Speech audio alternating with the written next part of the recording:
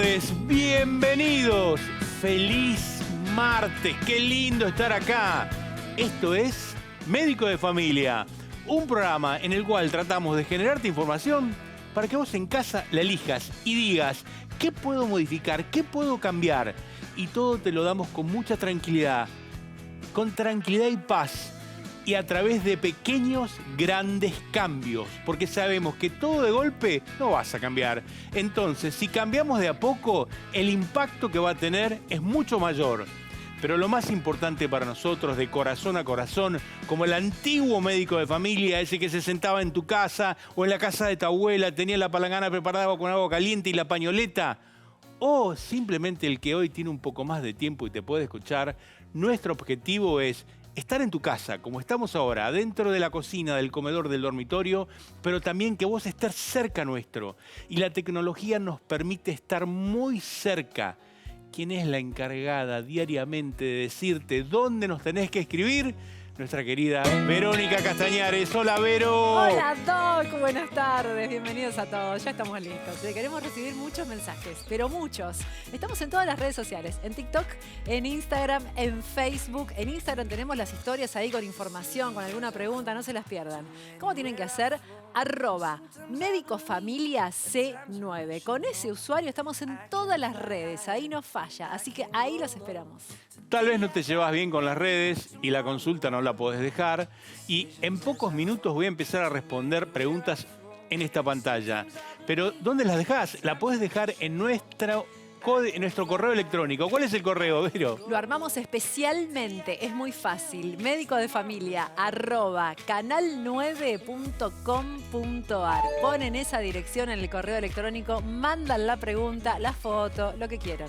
Es una de las secciones que más nos interesa. De esa manera este programa sirve, tiene utilidad, sino para que vamos a estar en la tele.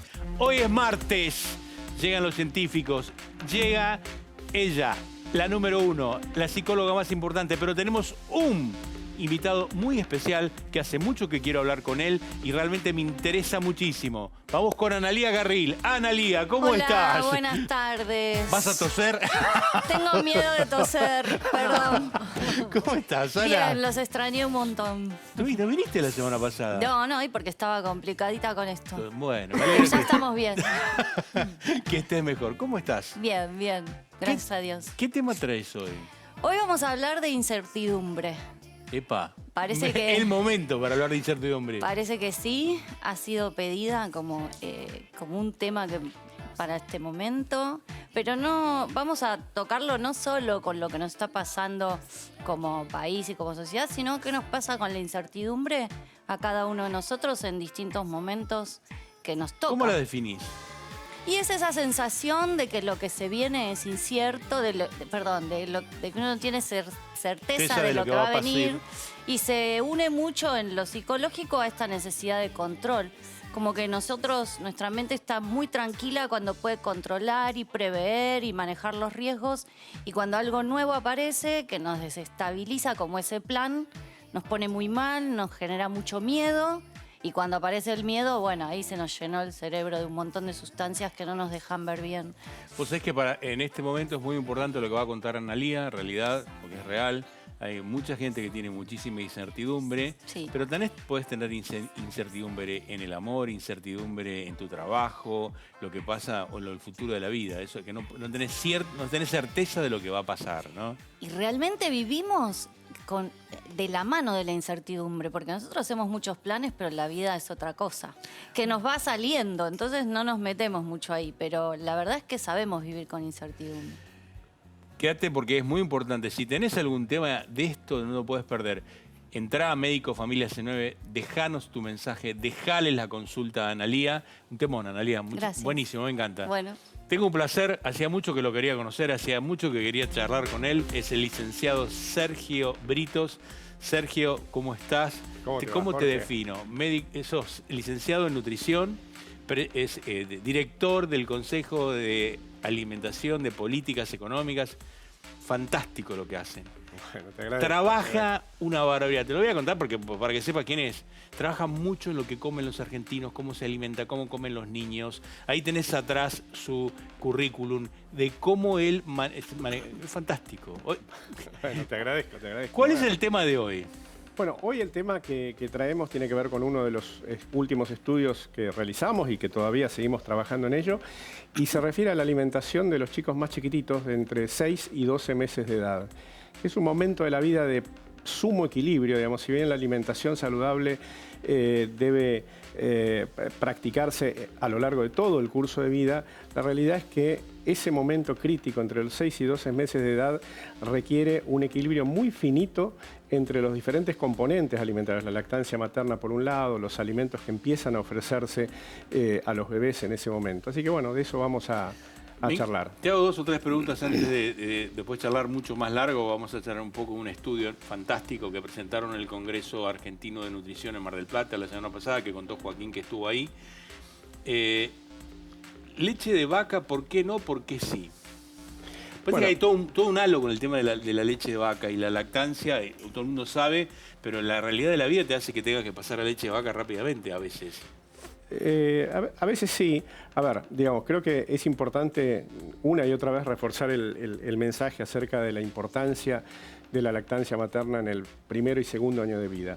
Exclusiva en los primeros 6 meses de vida, vale decir, durante los primeros 6 meses los bebés no deberían tomar ninguna otra cosa que no sea la teta. Pero es cierto que a partir del 6º mes de vida, la lactancia materna, la leche humana, empieza a requerir su complementación con muy buenos alimentos.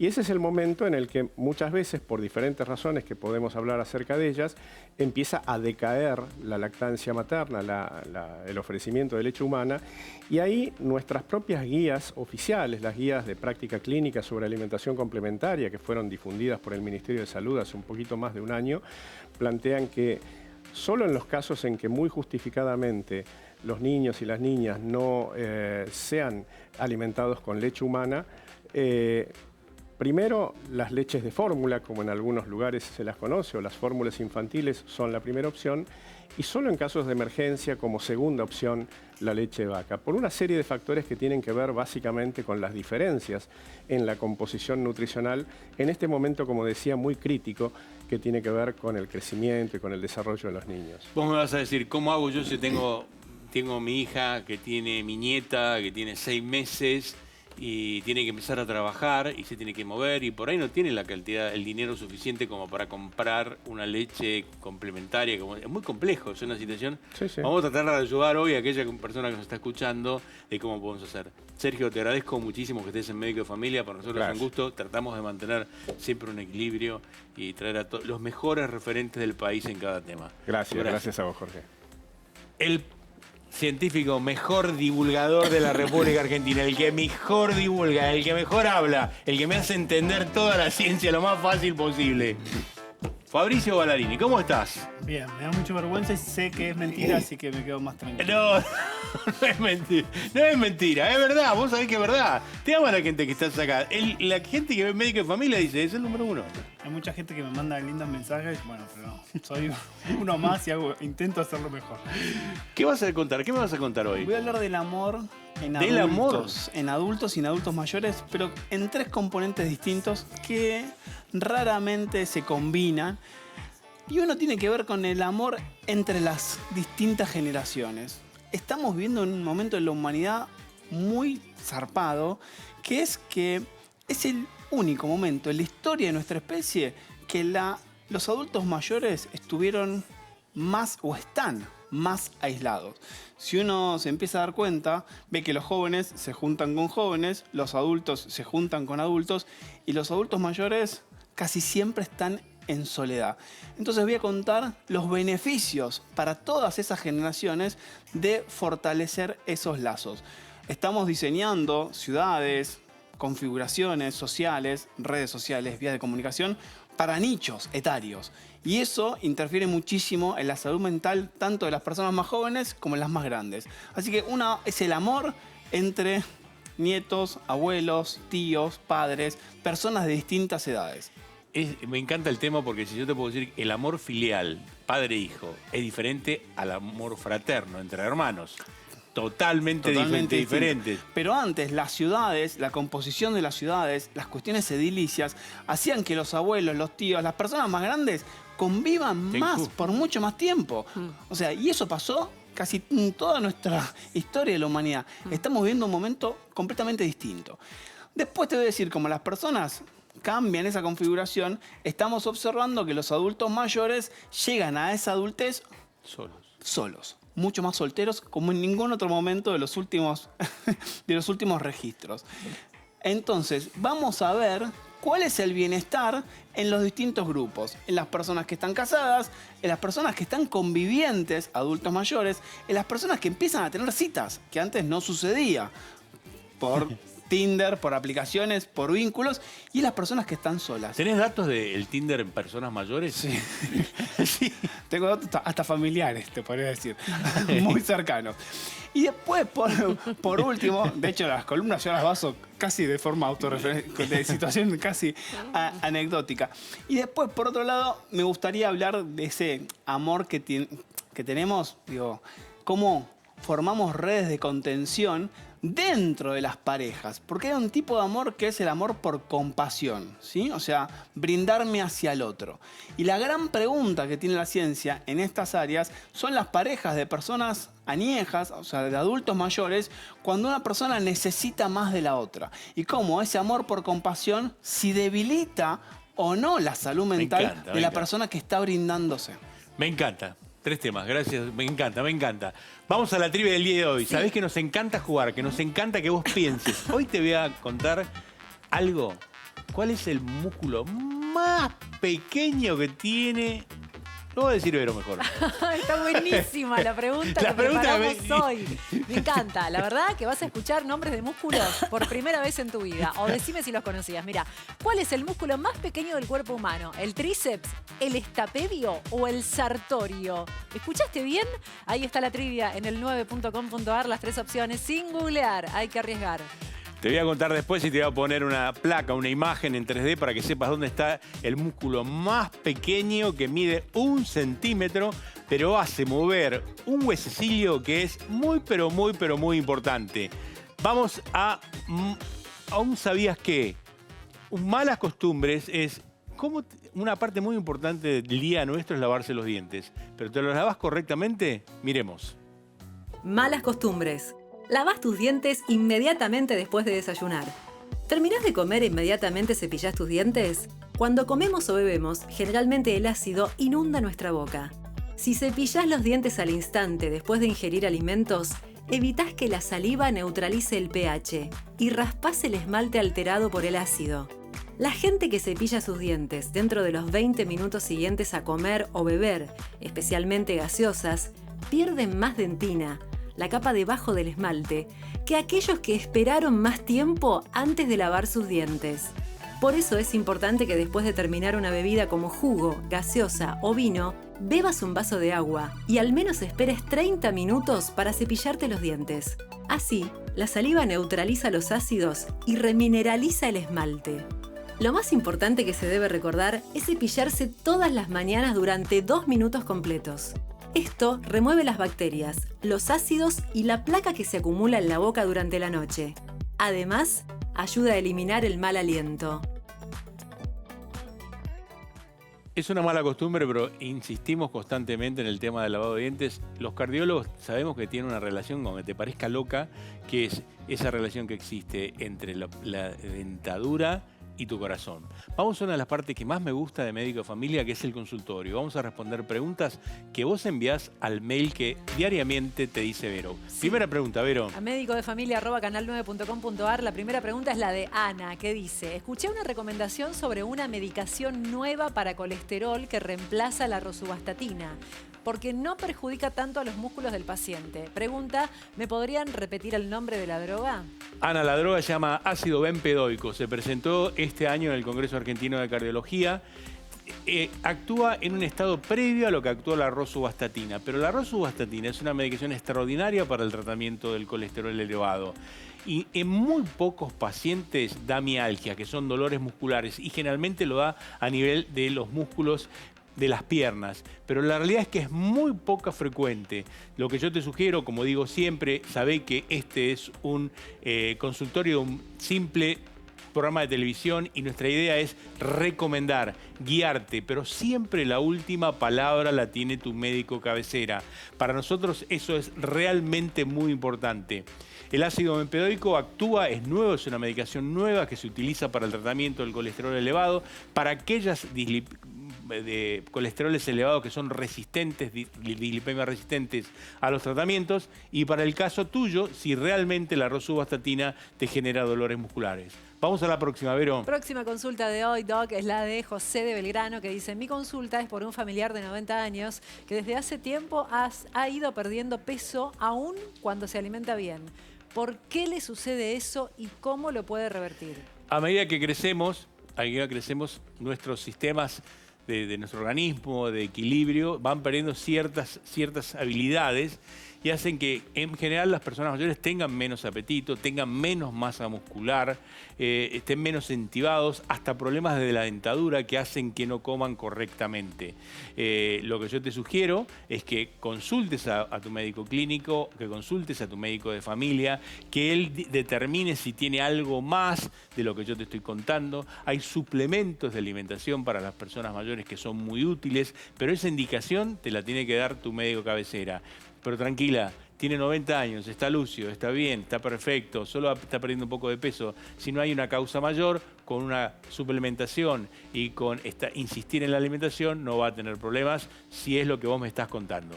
Vamos a la próxima, Vero. La próxima consulta de hoy, Pablo escribe desde Santa Rosa, La Pampa, y dice: ¿es verdad que la semilla de chía preparada con limón es buena para el colesterol?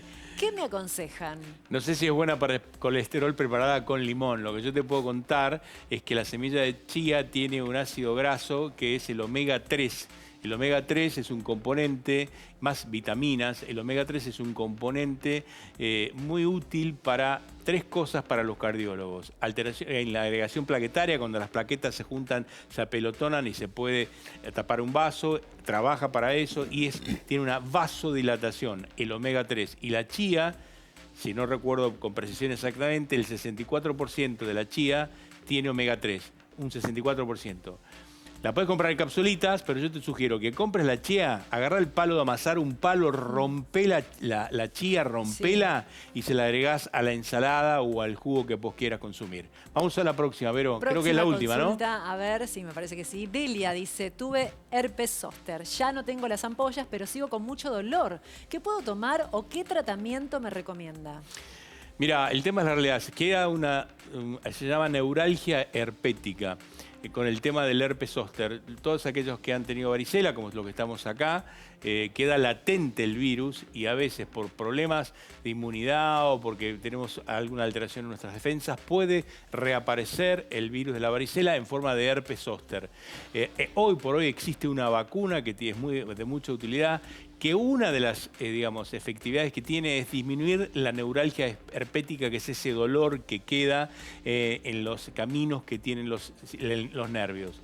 Indudablemente hay medicamentos locales, hay pomadas locales, pero esto es muy importante que lo tiene que ver tu médico de cabecera, pero hay alternativas terapéuticas. Vamos al diario del día de hoy porque me interesa mucho charlar sobre este tema. Se realizó un congreso hace muy poco, el Congreso Argentino de Nutrición, en Mar del Plata, y yo leí un trabajo que me llamó mucho la atención, en el cual mostraba la alimentación de los pequeños argentinos, de todos nuestros pequeños, esos pequeños que tienen entre 0 y 1 año. Y tiene este trabajo algunas alertas en las cuales quiero prestar atención. Para eso me encanta que haya venido Sergio Britos, que es uno de los autores del trabajo, que trabaja muchísimo en lo que es la alimentación de los niños y es nutricionista y además tiene todo eso que ven ahí atrás, que lo pueden leer, que es director del Centro de Estudios sobre Política y Economía de la Alimentación.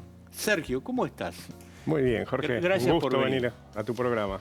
Contame un poco cómo es la alimentación entre los 6 y los 12 meses, para que el que está mirando, cómo tiene que ser, qué es lo que hay que prevenir.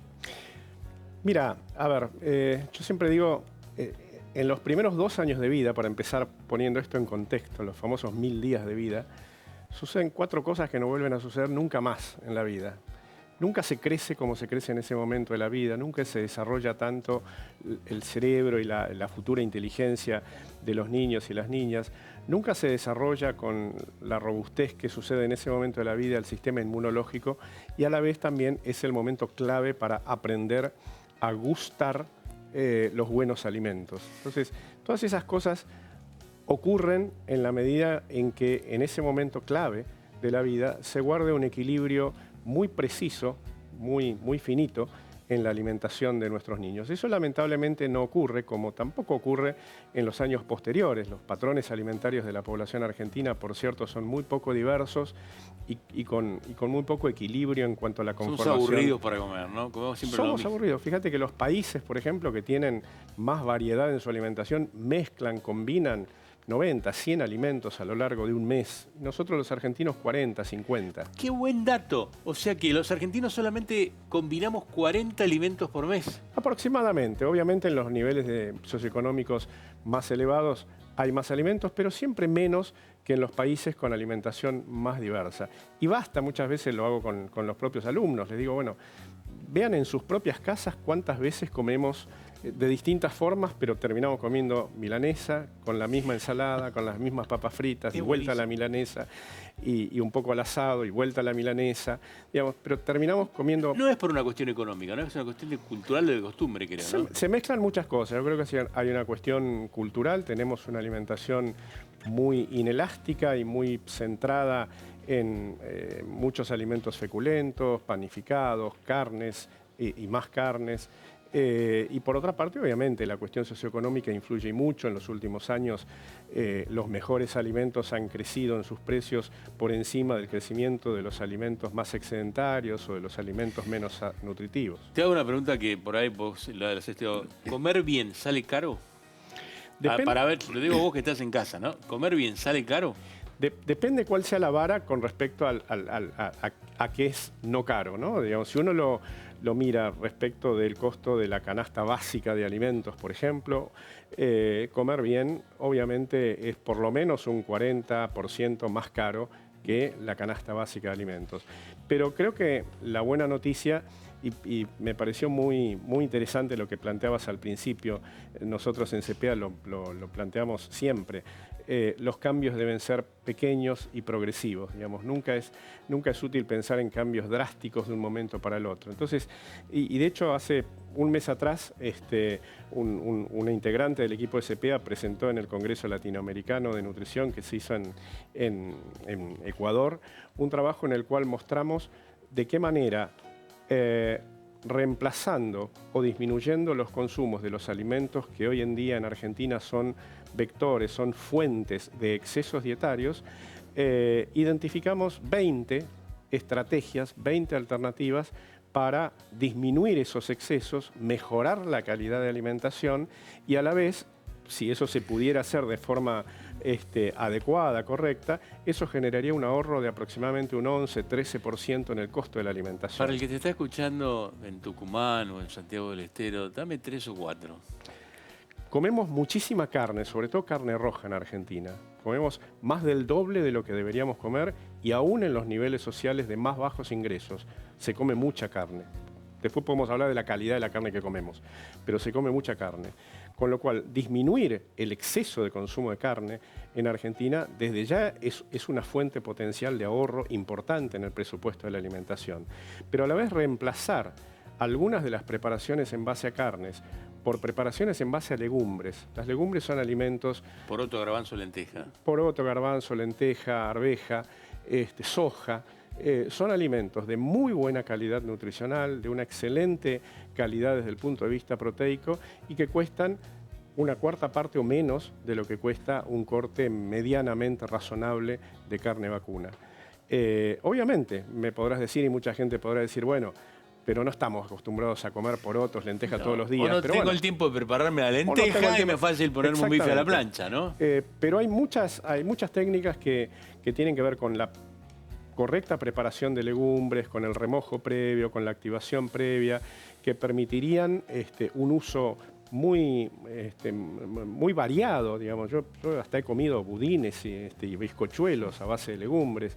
Hoy en día estamos empezando a comer un poquitito más legumbres. La pandemia creo que trajo también un poquito de acostumbramiento a algunas formas de consumir legumbres. Y esa es una manera, por ejemplo, de mejorar la calidad de la alimentación, mejorar la calidad del ambiente, porque obviamente comiendo menos carne también contribuimos a un ambiente mejor y abaratar un poco la alimentación. Tirame uno más porque está buenísimo lo que estás diciendo. Yo te digo, no es que te está diciendo no comas un bife, sino que para abaratar la plata mensual, bajá un poco el consumo de carne y metele más a las lentejas, un poco lo que estamos diciendo. Exacto. Bueno, comemos muchas harinas y mucho pan blanco. Pongámosle un poquitito de color a las harinas y a los panes, comamos un poquitito más de harina integral, de pan integral. Eso contribuiría a un aumento en la ingesta de fibra, que vos bien sabés que es uno de los nutrientes más deficitarios que tenemos en la alimentación y que tiene que ver con muchos de los padecimientos y enfermedades crónicas que nos afectan. Y eso se puede hacer también sin un costo significativamente más importante. Y comés mejor. Y comés mejor, exactamente. Bajar un poco el consumo de sal.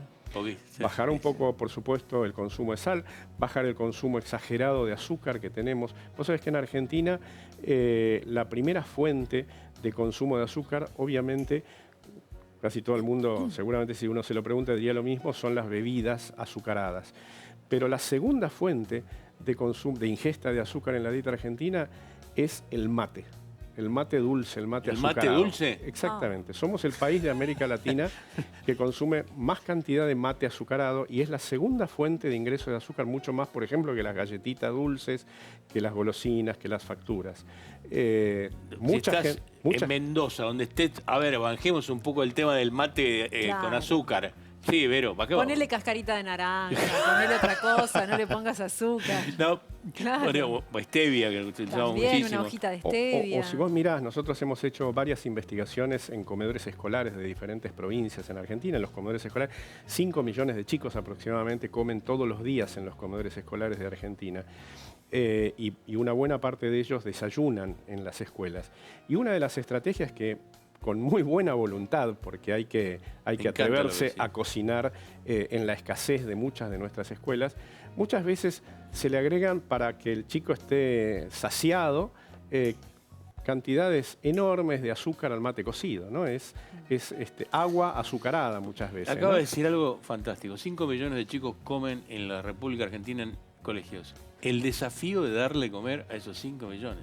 Totalmente, totalmente. Y sano. Que eso es lo que vos trabajás para eso, que es muy loable. Vamos a la que tenemos que comer. Hicieron un gran trabajo de lo que pasa con nuestros niños de 0 a 1 año. Exactamente. Lo que hemos hecho fue tomar datos de la última encuesta nacional de nutrición, que fue hecha por el Ministerio de Salud en el año 2018, y nos interesa conocer qué es lo que pasa con la alimentación en esos primeros 2 años de vida. Tomamos el segmento de niños y niñas de entre 6 y 12 meses de edad y ahí analizamos la alimentación dividiéndola en 3 componentes. Por un lado, la lactancia materna, la leche humana. Por otro lado, los alimentos complementarios diferentes a cualquier forma de lácteo o de leches. Y por otro lado, el componente lácteo, con la finalidad de analizar la calidad de la alimentación, pero segmentándola en esos 3 componentes. ¿Qué es lo que pasa? La buena noticia, en Argentina el 95% de los chicos empieza a tomar la teta. Y ese es un buen dato. 95, ¿en los países nórdicos pasa lo mismo? En los países, era cortito, ¿no? Pero me metí en un tema que quiero ver si nosotros tenemos más ese apego con el nene, te lo digo así poco académico, ese apego con el nene que en otras culturas, ¿no? No tengo datos recientes de qué es lo que pasa en los distintos países del mundo, pero hasta hace por lo menos 10 o 15 años en los que yo sí estaba mirando esos números, sí. Tenemos más apego. Tenemos más apego. En general los latinos solemos tener más apego que otras culturas con nuestros niños. Y esa es una buena noticia. 95, 98% empiezan la lactancia materna. Al 6º mes de vida, ya el 48% de los niños y niñas dejan de consumir en forma preponderante y en buena cantidad leche humana. O sea que 1 de 2 niños a los 6 meses ya no toma leche. Toma menos de lo que debería tomar. No es que no toma. Continúan tomando, pero menos de lo que debería tomar. ¿Y qué es lo que pasa? Que a partir del 6º mes de vida empieza la etapa que denominamos alimentación complementaria, porque otros alimentos complementan aquella parte de la alimentación y aquella parte de la ingesta de nutrientes que ya la leche humana empieza a no poder cubrir de manera total. Entonces, a partir del sexto mes de vida, es importantísimo que los niños continúen con la práctica de lactancia materna y a la vez incorporen muy buenos alimentos. En nutrición hablamos de buena densidad de nutrientes. ¿Por qué? Porque los requerimientos de un niño a esa edad son, cuando uno lo compara con un adulto, mucho más exigentes. Vos o yo tenemos un requerimiento diario de hierro o una ingesta recomendada de hierro cercana a los 10 miligramos de hierro por día. Y un chico de 1 año tiene aproximadamente 8 o 9 miligramos. La diferencia es que vos o yo comemos 3 veces más que un chico de 1 año. ¿Cómo hace una madre? Porque esto es lo complejo, ¿no? O sea, las mujeres hoy trabajan, no es como mi mamá o mi abuela. Y entonces o le dan la teta o laburan. Y no todos tienen guardería en el trabajo. Porque eso es un poco la realidad que vos estás en casa, me estás viendo eso. Sí, sí. Es complejo. ¿Qué le doy si no le puedo dar leche de vaca? ¿Y por qué no le puedo dar leche de vaca?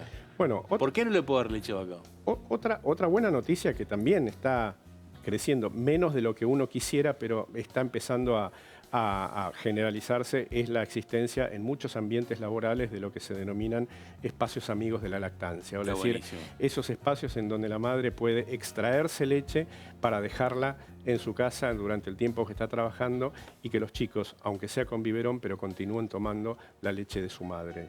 Yo creo que ahí también, obviamente que es necesario, entramos en otro terreno, pero es necesario hablar de las licencias, de la modificación del tema de las licencias para que verdaderamente las madres puedan estar durante más tiempo alimentando de manera correcta a sus hijos, generar más espacios amigos de la lactancia.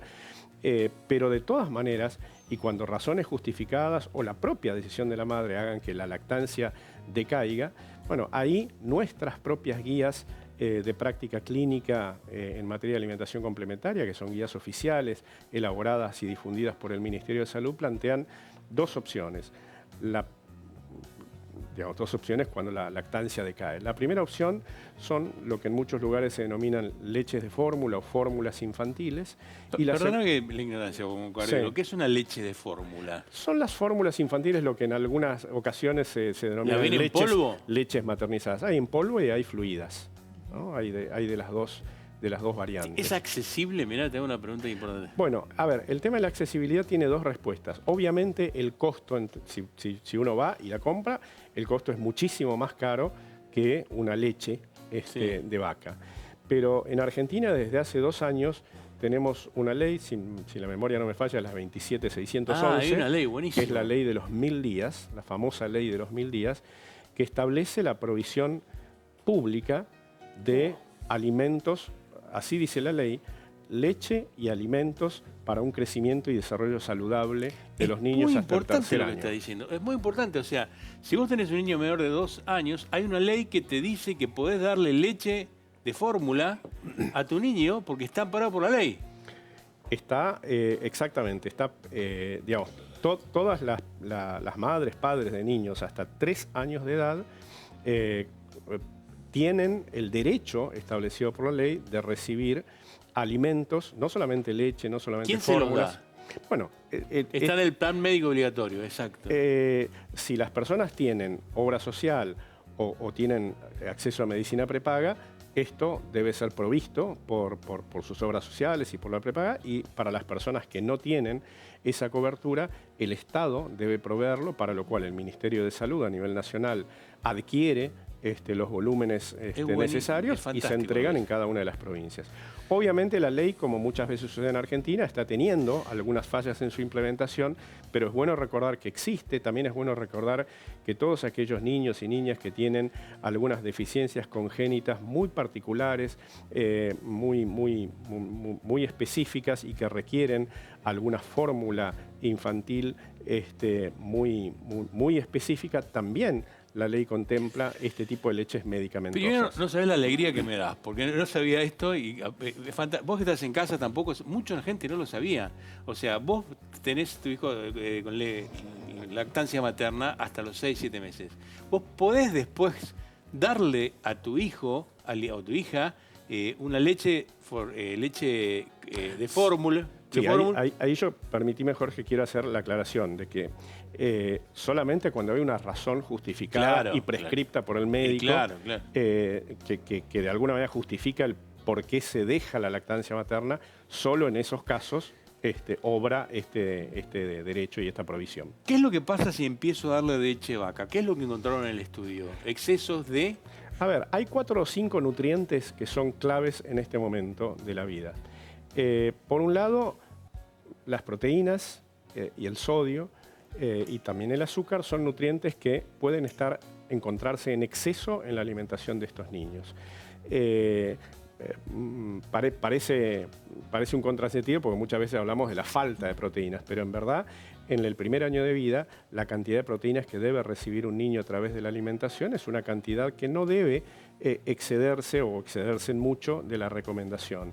¿Por qué? Porque el sistema renal, por ejemplo, de los bebés está todavía inmaduro como para soportar una carga renal de proteínas y de sodio importante. ¿Y qué pasa? La leche de vaca tiene más del doble de sodio o más del triple o hasta el triple de la cantidad de proteínas que tiene la leche humana, con lo cual es estar exponiendo al niño a una carga renal para la cual no está adecuadamente desarrollado. Por otra parte, hay varias investigaciones desde hace ya unos cuantos años que señalan la asociación entre una ingesta elevada de proteínas en el primer año de vida y el desarrollo futuro de sobrepeso y obesidad, que es la enfermedad más importante en términos nutricionales en el mundo y en Argentina. Por otra parte, la leche humana, a diferencia de la leche vaca, tiene una concentración, lo mencionabas cuando hablabas de la chía, de ácidos grasos omega 3 que son esenciales en este momento de la vida. La leche humana tiene un contenido de vitamina D que es fundamental para el desarrollo adecuado del sistema inmune, que no está presente en la leche vaca. Por lo tanto, si un chico no está expuesto a leche materna en cantidad suficiente, la leche de vaca es en algunos nutrientes excedentaria en relación a las recomendaciones para esta edad y en otros nutrientes es deficitaria. Sergio, mira, quiero terminar esto. Pon esta placa y si tenés un niño, nunca se vuelve a crecer, tanto como de 6 a 12 meses. ¿Se puede repetir esto? Yo decía que en este momento de la vida ocurren cosas que no van a volver a ocurrir nunca más, ¿no? Que son las que están en la placa, ¿no? El crecimiento, el desarrollo de la inteligencia futura, la robustez del sistema inmunológico y la formación de hábitos alimentarios saludables y perdurables en el tiempo. Un chico que en el primer año de vida, lo estoy experimentando porque tengo un nieto de 8 meses, con lo cual es mi primer nieto. Bueno, yo también tengo un nieto de muy chiquito y verdad, lo experimento. Un chico que no acostumbra a ingerir dulces, va a ser un adulto que no va a endulzar mucho el mate ni ninguna otra bebida. Lo mismo pasa con la sal. Tiene razón Fiorella, que la vuelvo loca, que no me deja dar la viñeta ni una galletita. No le des. Espero que estés escuchando esto, mirá. Claudio, vos decís, sí, me tortura cada vez que viene. Bueno, la verdad que estoy muy contento que estés con nosotros. Dijiste 2 cosas muy importantes. Por ahí no te alcanza para tener una alimentación saludable porque la plata está compleja y van a venir meses complejos. Bueno, pasar de carne a legumbres, pasar de pan blanco a pan integral, esas cosas. Quiero que vuelvas a ver esta charla porque es muy importante para todos. Sergio, muchísimas gracias. Gracias a vos, Un Jorge. placer y te felicito por el gran trabajo que hacen en el centro de estudios. La verdad que es un gran trabajo. Bueno, muchas gracias. Un placer. Bueno. Vero. Sí, Doc, vos sabés que si quieren volver a ver esta parte del programa o lo que sea, lo pueden hacer en el9.com.ar. Las redes sociales están a full. En las historias de Instagram también hay mucha información siempre. Estamos en @medicofamiliac9. Ahí te estamos esperando. Ballarini nos va a hablar del amor y Ana de la incertidumbre. No te lo puedes perder. Nos vemos después del corte. Gracias.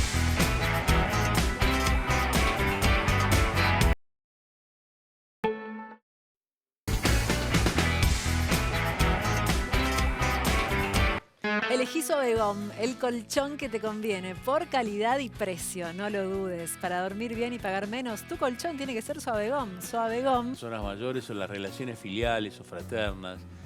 Cada vez vivimos más, cada vez la expectativa de vida es mayor y cada vez vamos a tener esta situación en la cual las personas mayores están más solas.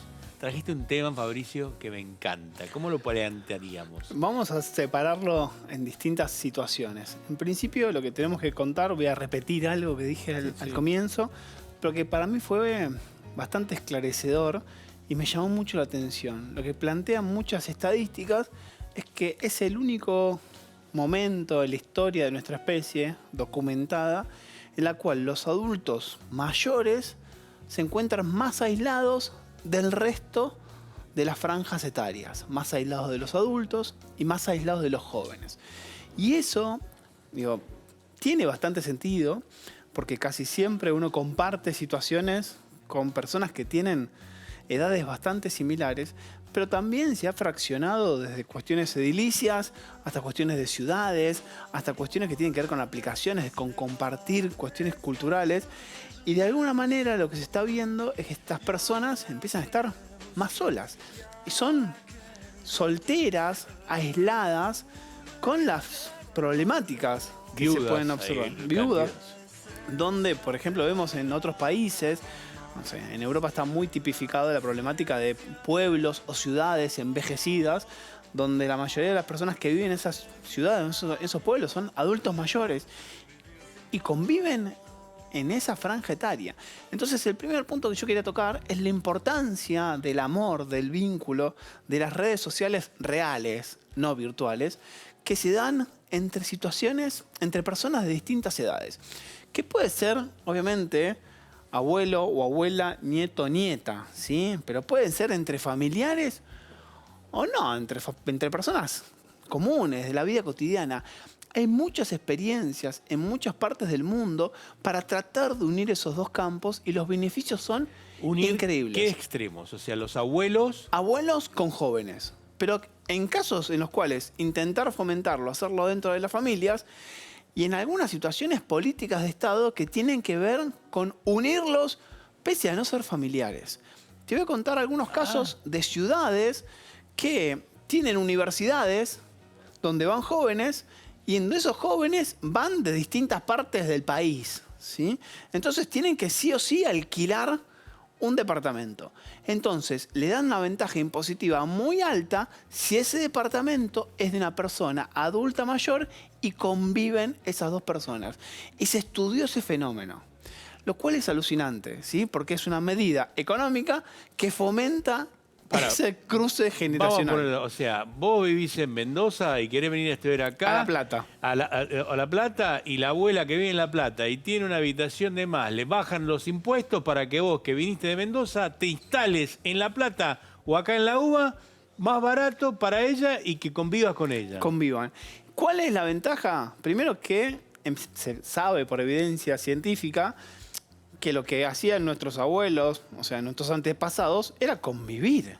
El grupo familiar pasaba mucho tiempo juntos. Si bien padres, abuelos, hijos, nietos, todos juntos. Todos juntos. Y de hecho, quizás se separaban, pero había muchas cuestiones de reuniones familiares, eventos. O sea, había una unión familiar que en estos tiempos se fue perdiendo. Entonces, lo que se sabe es que para los jóvenes, vincularse con los adultos mayores les da orientación, les plantea objetivos, les marca identidad, ¿sí? Los ordena. Que marca identidad es verdad. La gente mayor te marca un poco la identidad, o sea, te da el arraigo al lugar también, ¿no? Claro, en esas historias está la historia de tu ciudad, de tu club, de tu familia, de tu país. Entonces, escuchar esas historias a los jóvenes les hace bien. Y después, por otro lado, el vínculo entre los adultos mayores y los jóvenes les hace muy bien a esos adultos mayores porque los aferra a un momento de la vida en la cual tenían utopías, esperanzas. Entonces, ese beneficio es lo que se dice en el mercado win-win. Ganan los dos. Qué lindo es, porque es verdad, ¿viste? A mí me encanta lo que decís, porque qué lindo es escuchar las historias de tu abuela. Y por ahí te la repitió 20 veces y la escuchás y en el fondo te gusta escuchar la historia que tiene. Bueno, los humanos amamos escuchar historias, ¿sí? Desde que somos muy chiquititos hasta que somos muy grandes, en el formato que sea. A mí el formato que más me fascinaba era que mi abuela me cuente historias. Mi abuela vivía enfrente a la cancha de Racing, yo soy hincha de Racing, y mi abuela me contaba historias de Racing, o sea, de la gente. Y anécdotas que tenían que ver desde, no sé, me acuerdo que no se vendían gaseosas o cosas, se vendían naranjas. Entonces la gente chupaba naranjas. Y yo me imaginaba esa situación Sí, claro. con 8 o 10 años, o cuáles eran las golosinas. Y esas historias, digo, me quedan a mí y me constituyeron. Y yo cada vez que veo la cancha de Racing, digo, ¿cuál sería la casa del conventillo de mi abuela? Bueno, esas cuestiones de compartir nos ayudan a los dos. Sí, es verdad. Yo tengo el recuerdo, como me cuenta mi suegro, mi mamá, que pasaba el lechero, y con la Claro. cara que te cuenta el lechero, el que vendía las gallinas, y todo, vos estás en casa, te debes tener un recuerdo así que te contaba tu abuela, que es lindísimo, ¿no? Entonces, digo, fomentar ese amor entre personas de distintas edades nos ayuda a los dos, ¿sí? Y cuando digo nos ayuda a los dos, es convencer o generar actividades para que cuando los jóvenes se acerquen a los adultos mayores, se den cuenta que también es un beneficio hacia ellos. Y hay muchos proyectos que tienen que ver, uno por ejemplo es este, que cohabiten, que estén juntos. En el fondo lo hacen por una cuestión económica, pero que lo que se observa es que en esos grupos, en esas casas, las personas están más tiempo acompañadas, charlan muchísimo más, tienen más situaciones de sentirse con una mejor vida y con mayor bienestar. Así que digo, se pueden hacer cosas de políticas públicas que no son un gasto, es pensar 2 minutos, ¿sí? Ojalá piense. Donde hay experiencias en otros países. Así que el amor entre la familia, entre generaciones, se tiene que dar y también se puede dar entre otras personas.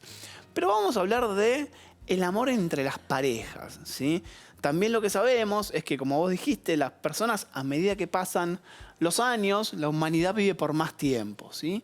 Y en ese vivir por más tiempo, lo que sabemos es que para esos adultos mayores, el mayor beneficio a nivel psicológico es el del matrimonio, el de la pareja. Hay un beneficio enorme en formar familia en ese momento de la vida.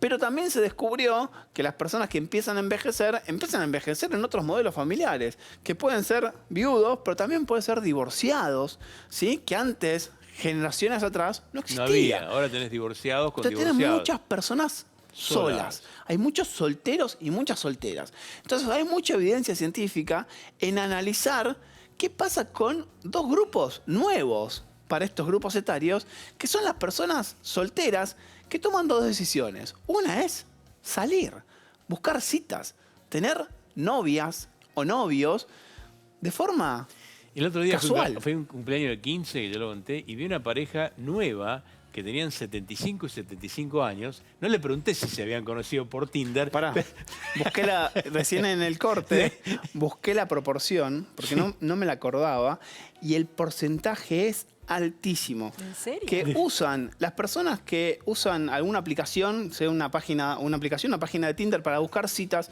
en el mundo es, obviamente, los menores de 29 a 30 años, entre 18 y 30 años, es el 50%, ¿sí? Lo cual es bastante lógico. ¿Y mayores?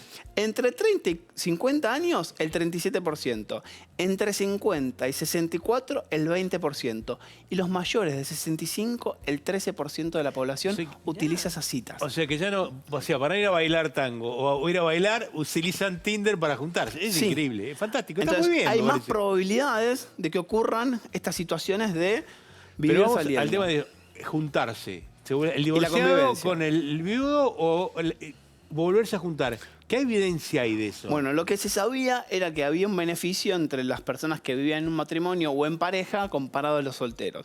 Y ahora buscaron a ver si estas personas reportan un bienestar psicológico, que es menos ansiedad, sentir menos soledad, sentir menos estrés, en estos 2 grupos. Y se dieron cuenta que las personas que formaron pareja posteriormente, o sea, que conviven, tienen el mismo nivel de felicidad que los matrimonios más añejos. Si estás en duda en conseguir pareja y tenés 75, no lo dudes, tenés que salir a Dale. buscar pareja, dale, animate, porque la cosa viene por la salud también, ¿eh? Y lo mismo pasa con las personas que buscan citas, o sea, que tienen relaciones como una persona joven, en la cual sale 2 o 3 meses y después se pelea y busca a otra pareja y lo hace. Un saludo a mi madre. Está muy bien. Está muy bien, está muy bien. Que yo le digo, ¿qué gasto de energía? Está Y me dice, divirtiendo. yo soy feliz. Y me parece genial que lo haga y utilice una aplicación. Así que un saludo a mi mamá, que esta columna es en base a Se la dedicás a tu mamá. esa enseñanza que me dio. Y después, por otro lado, hay un tema que tiene que ver con las parejas que están formadas, que están consolidadas. Y sabemos que a medida que uno va creciendo, el envejecimiento no es parejo, ¿sí? Uno va a necesitar más del otro. Y existe una de las bases de las definiciones de distintos tipos de amor. Hay un tipo de amor que se llama amor por compasión, ¿sí? Es brindarse por la otra persona a lo largo del tiempo. Y es un tema muy llamativo donde hay mucha evidencia y hay muchos estudios para ver qué hace la compasión cuando yo me tengo que dedicar mi vida a sostener tu salud. Y en algún punto lo que plantean las evidencias es cuánto yo me olvido de mi vida claro, para brindarte atención. Y cómo a medida que pasa el tiempo, esa persona cada vez atiende más a la otra. La hipótesis que se planteaba, que es bastante lógica, es que cuando una persona le demanda y le demanda y le demanda más atención, deja de pensar en sí mismo y pierde ese amor, ¿sí? Pierde ese vínculo. Y en realidad eso no sucede. A medida que la persona se genera más demanda, no hay un impedimento. Volvemos a plantearlo, o sea, yo te atiendo por compasión, te atiendo y pierdo mi visión de mí. Claro. Y lo que se pensaba era que a medida que yo necesitaba más de vos te ibas a estar alejando, ¿sí? Ibas a perder ese amor que tenemos. Y lo que sostiene a la pareja es ese vínculo. Y ese vínculo, en casos no extremos, pero ese vínculo se puede sostener por mucho tiempo. Y en el fondo lo que lo sostiene es el amor. El amor de cuidar a la otra persona. Más allá que el cuidado sea parte de dejar un montón de cosas. O sea, ese amor por compasión no tiene un paralelo en bajar el bienestar de mi vida. Lo cual rompe con un esquema lógico y rompe con una cuestión médica, que es no te brindes tanto porque te vas a perder vos. Sí. No, me brindo, pero me hace bien a mí. Claro. A mí ¿no te pasa que vas por la calle caminando y ves una pareja de personas mayores de 80, 85, lo ves muy grandes, o lo ves tomado de la mano, lo ves sentado, o lo ves... Un día estábamos con mi mujer, éramos más jóvenes, y vimos una pareja muy grande en un restaurante que no paraban de hablar, que no paraban de conversar. Y mirabas para otro lado y veías una pareja diferente con teléfono. Y decís, qué maravilla, ¿no? Qué pasión se veía, y es lo que vos contás, esa relación. Tanta gente sola, o sea, abrimate, hay que salir. Y el tema de la compasión y lo que vos estás contando es genial. Porque yo te cuido a vos porque te quiero, te amo, y porque te amo me siento bien yo también. Claro. O sea, el no beneficio para mí también. No estás perdiendo tu vida en dedicarle tu vida al resto. Estás ganando vida porque lo haces por amor. Claro, es increíble. Divino lo que contás. Divino, esa imagen de la persona grande, esa imagen de compasión. Fabricio, una maravilla. Un saludo a Lili. Un saludo a todos. ¿Cuál es la anécdota de tu mamá? Contámela, me la dejaste picando. Mi mamá usa una aplicación. Hizo una aplicación para conocer gente y le va muy bien. Así que un saludo a Liliana, que está en esa. Sí. Liliana, un cariño. Me encanta. Y seguí así, no aflojes, no aflojes. Me encanta. Gracias, Fabricio. A vos. Vero. ¿Sentís las uñas gruesas y de otro color? Probablemente tengas hongos en las uñas. Para resolverlo, y de los creadores de Zona Libre, lleva a la Argentina. Plantealo, Ana. ¿Tenés incertidumbre? ¿No sabés qué va a pasar? Bueno, acá la tenés Ana que te lo va a resolver. Es muchísimo. No, bueno, la incertidumbre es algo que nos afecta a todos en algún momento de la vida. Eso es importante decirlo, que se nos despierta en peores... en situaciones en las que sentimos que el entorno se nos puso peor. Por ejemplo, frente a grandes cambios, siempre tenemos esta sensación de incertidumbre. Hay gente que la vive muy mal, que en general son los más controladores, los más inseguros, los que necesitan tener más cosas bajo control, conviven muy mal con la incertidumbre. Y después hay otros que por experiencia de vida o porque han tenido muchas experiencias de las que se han sobrepuesto, pueden lidiar mejor con esa sensación de no saber qué va a pasar. Nosotros decimos en la teoría o en los tratamientos, siempre tratamos de conectar a las personas con que la vida es incierta. En general hacemos planes, queremos que esos planes se concreten, trabajamos para que esos planes se concreten, pero la vida nos puede dar vuelta y dejar patitas para arriba. Que es lo más frecuente en también. Cualquier momento. Por ejemplo, te propones una familia, te propones un trabajo, te propones lo que sea, y en un alto porcentaje a la gente le sale y a mucha gente no. Y ahí empieza a aparecer como una parte nuestra que se desorganiza porque no salió el plan. Esas cosas que no salieron como planeaste. Pasa mucho en la consulta, por ejemplo, en los divorcios, en los duelos, en las muertes repentinas. Aparece como todo un halo de incertidumbre de cómo va a ser mi vida ahora si yo tenía un plan y resultó que, ¡pum!, el plan explotó. En los divorcios pasa habitualmente. La consulta más frecuente por incertidumbre, salvo que sea una situación de grandes cambios a nivel, como está pasando ahora, a nivel de la sociedad global, en lo individual donde más trabajamos incertidumbre es mucho en los divorcios, separaciones y mucho en los duelos de las muertes repentinas. Trajiste una película que me parece fantástica de Julia Roberts, que quiero que hagamos una introducción a este video en el cual entra una ruina. Si te quedas en la ruina, resumime un poco eso. Es muy linda porque la metáfora de la ruina a mí me gusta mucho usarla en los trabajos individuales, porque muchas veces cuando algo es nuevo sentimos esa mente que está intoxicada de terror y de miedo, solo tiene pensamientos catastróficos y parece que la ruina es como el monumento a lo que ya no va a poder ser. Pero muchas veces a partir de esas ruinas se construyen proyectos de vida increíbles porque generamos creatividad, generamos resiliencia y a partir de esa ruina cambiamos la historia. Me encanta lo que decís y ahora lo entiendo. O sea, bajás, estás mal, y golpe, a partir de ahí abajo, sí, resurgís. Sí. El ave fénix, resurgís. Tal cual. Resurgís y creás algo mayor. ¿Vamos a verla? Que me encanta. Julia Roberts. Querido David, no nos hemos comunicado en un tiempo y eso me ha dado un espacio que necesitaba para pensar. ¿Recuerdas cuando dijiste que debíamos vivir juntos e infelices para poder ser felices? Considera como un testimonio de lo mucho que te amo que me esforcé todo lo que pude para lograr que esa oferta funcionara. Pero un amigo me llevó al lugar más increíble el otro día. Se llama el Augusteum. Octavio Augusto lo construyó para conservar sus restos. Cuando llegaron los bárbaros acabaron con eso y con todo lo demás. El gran Augusto, el primer gran emperador romano. ¿Cómo hubiera podido imaginar que Roma, el mundo entero como lo había concebido, estaría un día en ruinas? Durante la Edad Media alguien se robó las cenizas del emperador. En el siglo XII fue una fortaleza y luego una plaza de toros. Almacenaron fuegos artificiales aquí después de eso. Ahora es usado como baño por los vagabundos, así que tengan cuidado al bajar. Es uno de los lugares más solitarios y silenciosos en Roma. La ciudad ha crecido alrededor a través de los siglos. Se siente como una herida preciosa, como un corazón roto que no quieres dejar ir porque el dolor es placentero. Me gusta el desorden. Todos queremos que las cosas permanezcan igual, David. Creo que el que estuvo antes de mí debió ser un ángel, ¿no? Aceptando vivir en la aflicción porque le tenemos miedo al cambio, a que todo termine en ruinas.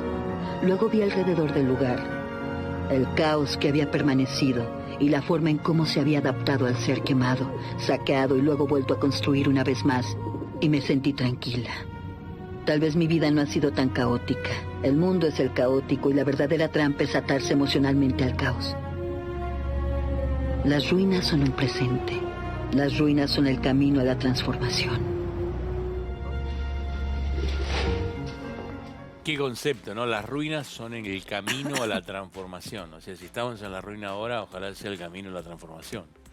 Sí, por supuesto. Siempre que hay algo que cambia, tenemos una chance de renovarnos, aprender, ser creativos y ser mejores. En este caso, ella se ve separado del... En este caso, sí, la protagonista se separa y emprende un viaje, lo que nosotros llamamos el camino del héroe, por diversas situaciones y países. Y en Roma lo interesante es esto, la persona que construye semejante monumento lo construye planificando lo que va a pasar con Roma y sus cenizas y el resto de la humanidad.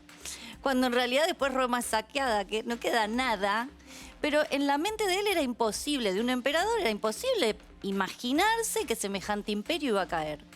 Y a nosotros en la vida individual también nos pasa esto de que nos armamos pequeños imperios, nos compramos la idea, creemos que eso lo tenemos bajo control y muchas veces la vida que nos entra por la ventana nos tira todo el imperio abajo y ahí quedamos como con esa cenicita de ruina.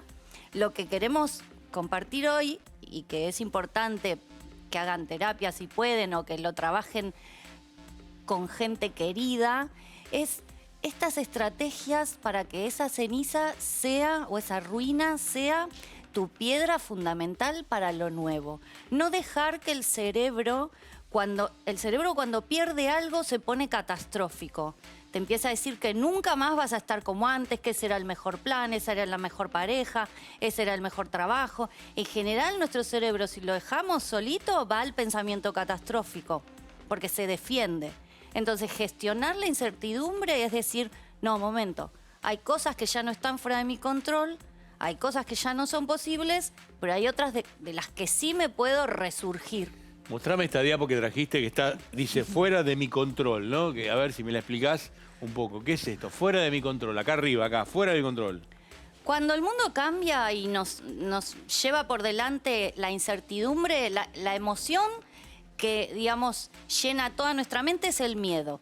Un ejercicio para que el miedo no te sobrepase es como tratar de ilustrar qué es lo que yo todavía puedo controlar, porque se gasta mucha energía en el pensamiento catastrófico cuando tenemos miedo. Lo que no puedo controlar. Claro, por ejemplo, me echaron de un trabajo o me divorcié y entonces la gente empieza a fantasear y ahora nunca más me voy a enamorar y nunca más voy a tener lo que tenía. Empieza son quizás semanas de pensamiento catastrófico que gasta muchísima energía psíquica y no queremos eso.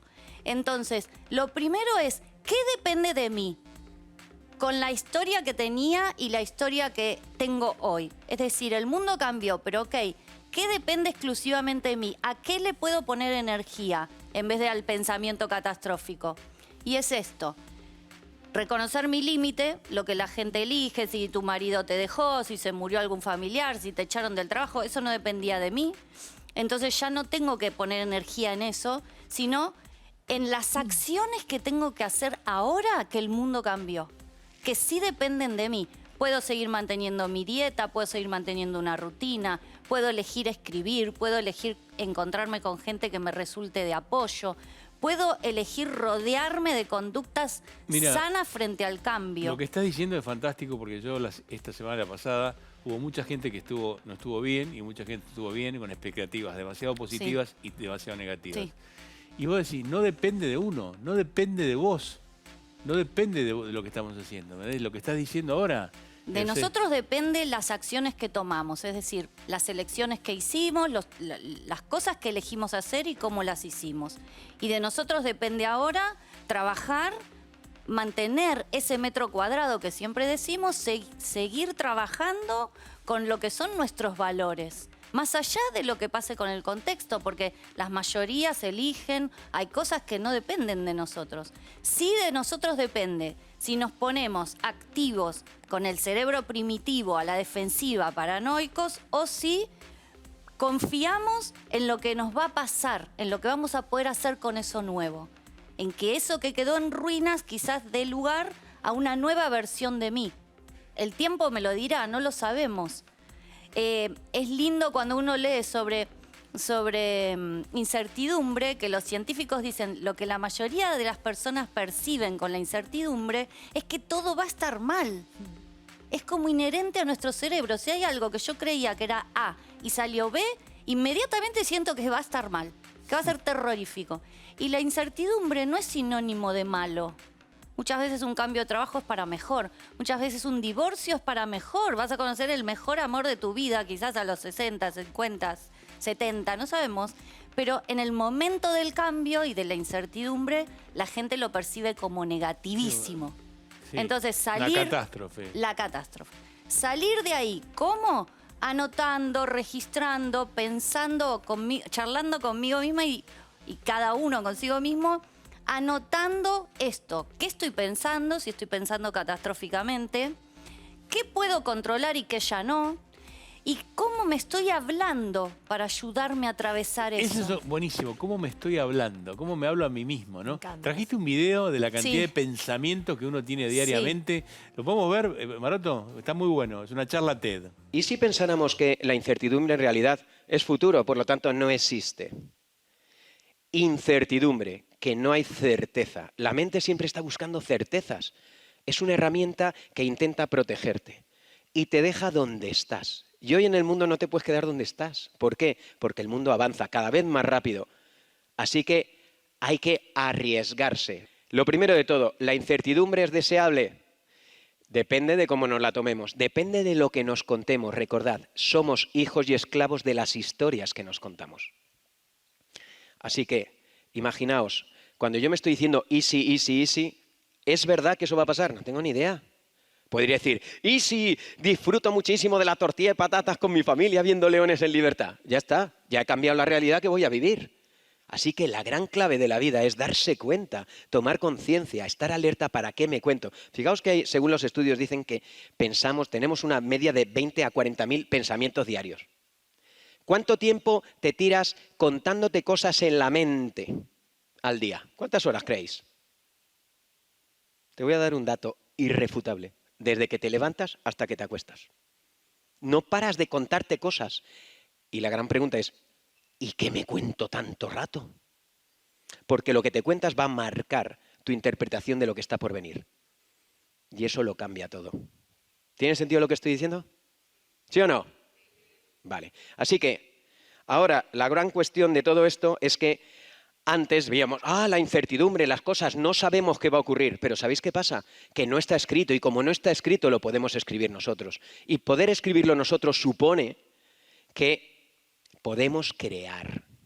En el campo de la incertidumbre es el campo de lo posible, es el campo de las posibilidades ilimitadas, es el campo de la creatividad, es el campo de la innovación, es el campo del potencial, es el campo donde tú puedes aportar realmente al mundo. En lo que ya está escrito, no. En lo que está por escribir, sí. Solo que hay que tomar las riendas de ¿qué voy a escribir yo?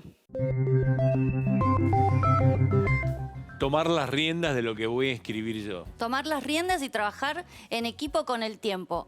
Una cosa rapidísima. De las mayores incertidumbres que vivimos, lo hablamos cuando estábamos en pandemia, fue la pandemia.